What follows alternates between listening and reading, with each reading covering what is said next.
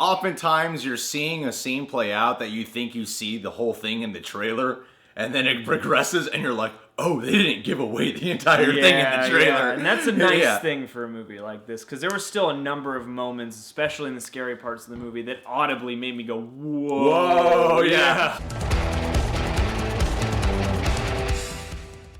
So we just saw It, the 2017 edition, Stephen King adaptation / remake of a 1990 miniseries. Chapter 1. This movie was quite an experience, man. I'm not going to beat around the bush. I really enjoyed the hell out of this movie. I did too. It's not terrifying, but it is an experience of emotions throughout. I think when you see the trailers, you're expecting this really serious, tension-filled movie with killer clown, and it's so much more than that. The way I felt about this movie was it kept switching from heartfelt to a lot of laughter. This movie is surprisingly super duper funny. Yeah. And then, oh my god, there's a terrifying scene. I forgot that there's horror in this movie. Yeah. I mean, the heart and soul is the ensemble of the Loser kids. Club. Yeah, the Losers Club. And I mean, you know, they're all pretty great in this. I mean, they have great chemistry together. Even some of the characters that don't get to be as big, you know, they all get a moment at some point. And this felt like a Stephen King novel in terms of how colorful the characters are. The kids are written super well. The bully characters are written pretty damn well, actually. I could spend forever comparing the kid portion of the miniseries to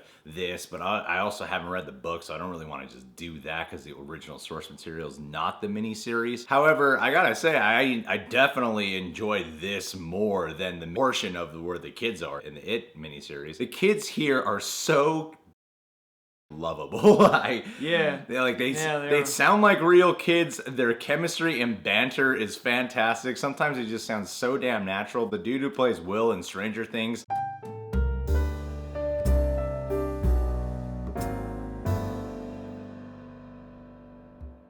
he's kind of like the pervert dude in the group. Beep, beep, Richie. He was so freaking hysterical. Thickest glasses you've ever seen. Yeah. The main kid in the group, a dude named Bill, he has this stutter going on the whole time, and he did so naturally. Everyone in this group had such natural dynamics. And then the other kid, Eddie, the one who has like the really controlling mother in the group, the chemistry was so on par, and their banter back and forth was so wonderfully fantastic. You fall in love with this loser group, which makes all the other scenes so effective as you're watching the rest of this movie unfold. Oh yeah, well, and a ton of that goes to help the movie overall, because you really feel like this is a small town for real. Like, you mostly get to know the kids, but you also get to know a couple of the peripheral characters, and you do get to know a few of their families. You see what everybody's up against and what the people in this town are like, and it does really make use of its setting. You know, they're always in the sewer or in the river at the rock quarry or something like that, you know, or at the school library. Yeah. Like, it is kind of an expansive movie for that. I know that the kid portion was originally in the 50s. They said this in the 80s. And the director, Andy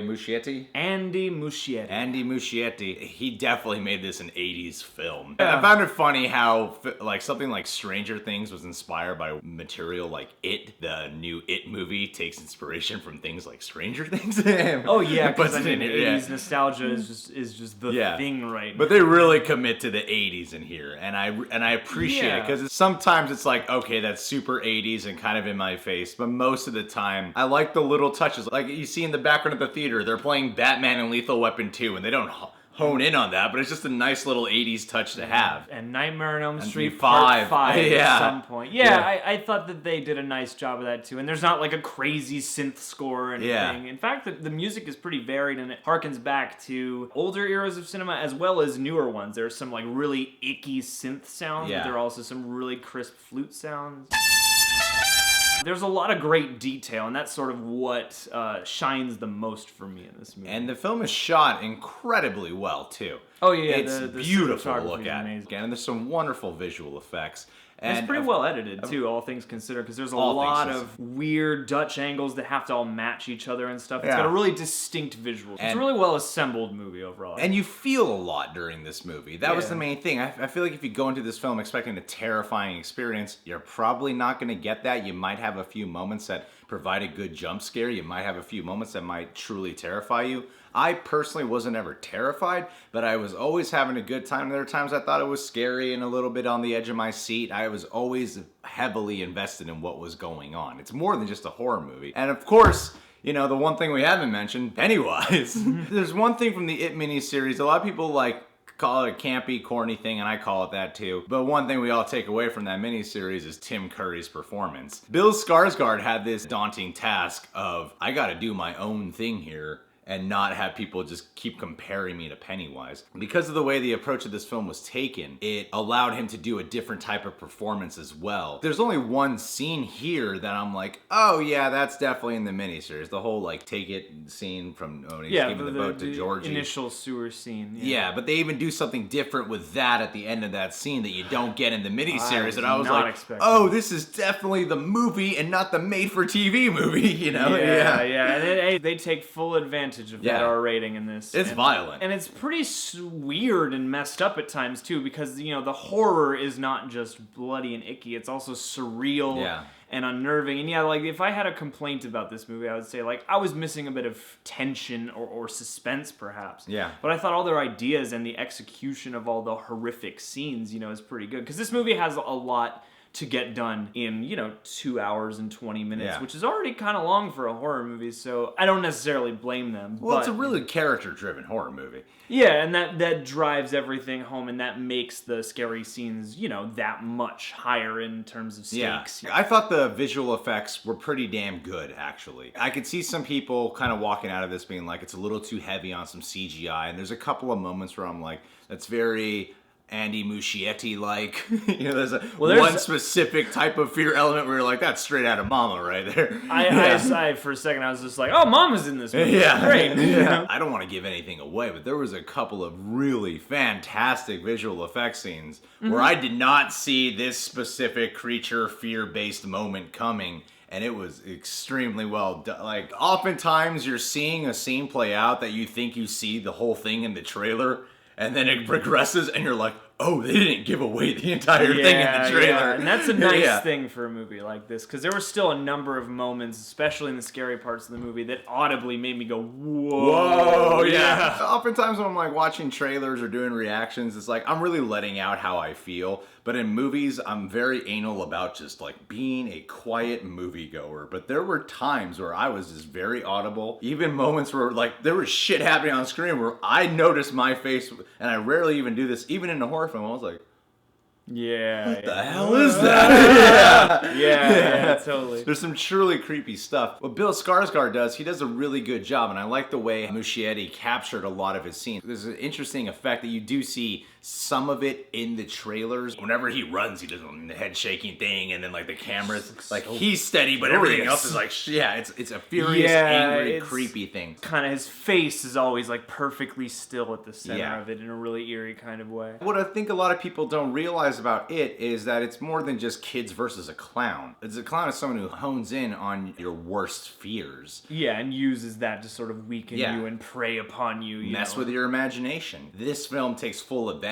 of that in a really, really well done way. One thing you gotta give the miniseries is that there's some pretty impressive practical effects. This film relies a little bit more on CGI than practical. But there's still some good practical stuff too. There's still some good practical, and the CGI is pretty good to the point where I would sometimes get pretty scared of what I was seeing on screen. I mean, they got ADI to do the effects in this movie, and those guys are top notch, and it shows. It does definitely show. If there was a couple of things I would have liked, you see, for what I got, I can't really complain about it. There's like moments here or there where I'm like, this seems a little off. I'm cool with like 80s montage of these kids cleaning up something horrific, but based off everything we've seen so far, I would have expected a different response from them. And if you see the movie, you'll know what I'm talking about. Or just a different like overall demeanor whilst orchestrating that scene, And I know Bill Skarsgård worked his ass off on developing a character for this movie, a full-fledged performance, because I'm sure he was very much aware of like Tim Curry as Pennywise, so he wanted to really give his own specific take. I really feel like there's only maybe 1 or 2 scenes where we get to see his full-on performance, all the homework he got to do, because most of the time you see Pennywise,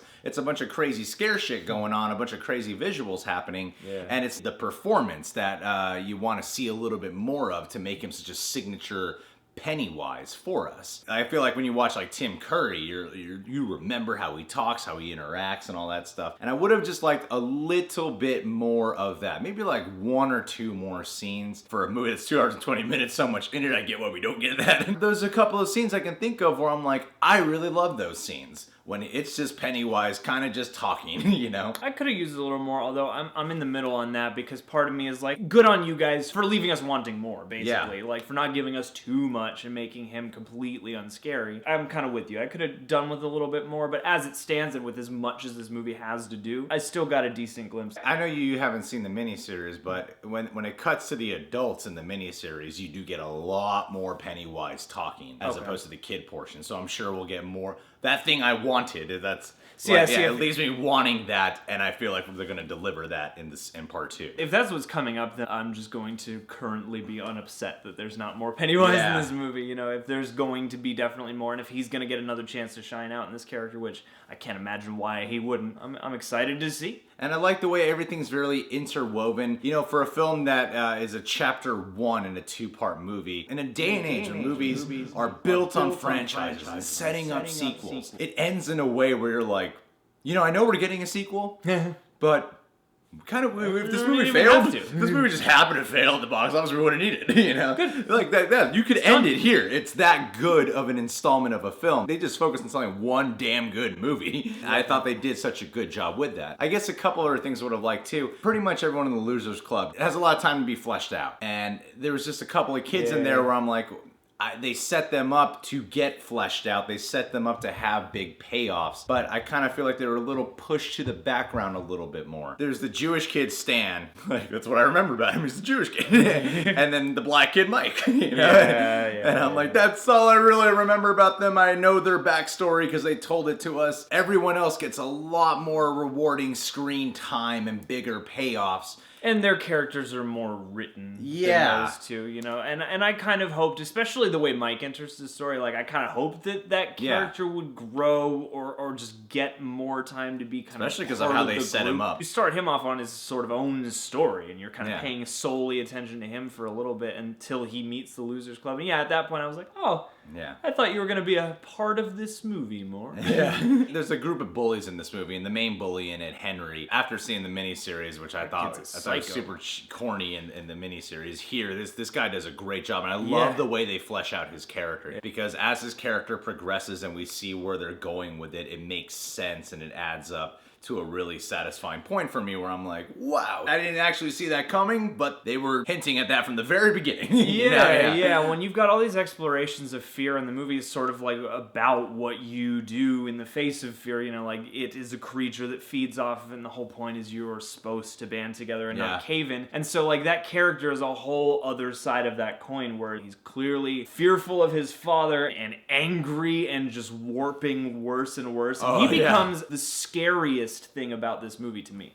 Like just watching him twist. Well, that's what I mean, because you have a few storylines going on here. You have all their individual storylines, and you got the story of them as a group, and then you have them dealing with this fucking clown, then you got these bullies. And you got this cruel dude in his gang. And then by the time the movie's coming to its finale, it all comes together pretty damn well. Even though I've seen the miniseries, I was like, oh, I kind of didn't see that coming, actually. And the girl Beverly, there's other female characters in here, but she's the one female character in here. A lot of white kids, a lot of white one kids, black kid, one Jewish kid, and a girl. I mean, the plot does actually make a point to be like, we're not very open-minded in this town. But Beverly, that character, I thought was really well written. I really appreciated the hell out of that actress's performance. In a group where it's like a bunch of dudes, you know, she does a damn good job in there. She kind of reminds me of like a really young Amy Adams. In a sense, I get where you're going with that. Yeah, she has a very magical, enchanting performance. I mean, like, the whole point is you're supposed to kind of be along with the kids, so you do, in a weird way, sort of fall in love with her. The fat kid, Ben. Oh, Ben! Ben, he was probably he might have, in the first half of the movie, he was my favorite one of the Losers Club. Well, because for the first half, he is the sweet one. He is the only guy who's, like, kind of sweet. And also alone, so it's, like, easy to... I really did like him a lot. And I gotta give it to Finn Wolfhard. When I Finn Wolfhard. When he was cast... Sounds like a cool detective or something. When he was cast in this movie, I was like, oh, of course they got one of the kids from Stranger Things to be in this. But he is not playing Will from Stranger Things in this. He's a totally different type of kid in this movie. And he is so freaking awesome. He easily got the biggest laughs throughout the entire film. Except for one. Eddie has one that ruined me. There's one joke from Eddie that just kept John and I laughing like a whole scene later. There's a couple movies this year that have that one laugh where you have laughter shocks throughout the next 5 minutes. All in all, I feel like this movie managed to balance a lot of tones. Yeah. The main three tones is humor, heart, and horror, and I thought it managed to weave all three together in such a nice blend. It's one of those things where, you know, we saw the Face Your Fears behind the scenes thingy, where they were talking about how we wanted to make this an emotional movie too. And a lot of times you see these behind the scenes shit, directors say stuff, and then you watch them and you're like, it was nothing like what they were intending. It's very emotional, and it's terrifying. This guy nailed it. I thought he pretty much nailed the whole thing. Yeah, I gotta say, I liked Mama. You know, I liked the short, and I liked the movie okay. I didn't love it, but I thought it was good. And this was like, I was very impressed by him. I was like, I see why you got this movie, and I am excited to see where you go. Because this is I thought was a very strongly and assuredly directed movie. Oh, absolutely. You know, like his hand behind the camera is steady, and it seems very clear that he knew exactly how he wanted to shoot this. And especially coming off of Cary Fukunaga's project. Yeah. Which was so developed at the time that he left. You know, like kudos to him, to Andy Muschietti it seemed like he still got to do the Muschietti thing. It didn't seem like kind of how I'm feeling about how the Han Solo spinoff is going. It doesn't feel like that. Totally. Like we need a director to just come in here and just do what we want him to do. It didn't feel that way at all. I'm curious as to what Cary Fukunaga's movie would have been. He still gets a co-writing credit on it. Yeah, and some of those ideas are you know still in here, but you know I'm not missing it now because I'm like this guy. I am really thrilled for him because he impressed me with this movie. Like I thought he was pretty good with Mama. He impressed me with this. I think he redefined it, not just for a modern day audience, but I just think in totality he's redefined what it is. Stephen King is telling the truth about this. I had hopes, but I was not prepared for how good it really was. He's not James Cameroning us on this one. Terminator Genesis, that's what I really had in mind, you guys. The new film, which in my mind I think of as the third film. This is the real it. What rating consensus do we steal this time? I give it 10 its. What is an it? Who knows? I give it 99 red balloons. Knocking off one red balloon for, those complaints we had. Yeah, exactly. Pop that balloon off. Pop it. Yeah. All right, guys, did you see It, the movie It? That's what I'm referring to when I say It. What'd you think? Comment.